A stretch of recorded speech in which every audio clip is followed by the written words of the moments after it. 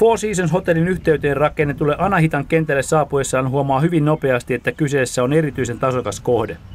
Range on niin upea ja hienossa kunnossa, että sen ohittaminen harjoittelematta edes hetken on pienimuotoinen synti.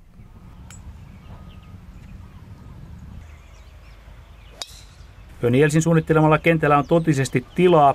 Täällä voi driverin ottaa esiin useimmissa avauksissa. Helpoksi kenttää on silti turha väittää. Lähestymissä on haasteita ja vihreillä muotoja. Silti kenttä on monella tavalla pelaajaa palkitseva. Kiehtovia lyöntejä tulee eteen koko kierroksen ajan. Visuaalisestikin paikka on upea, varsinkin loppuosaltaan, jossa turkoosi meri siintää taustalla olematta silti pelote.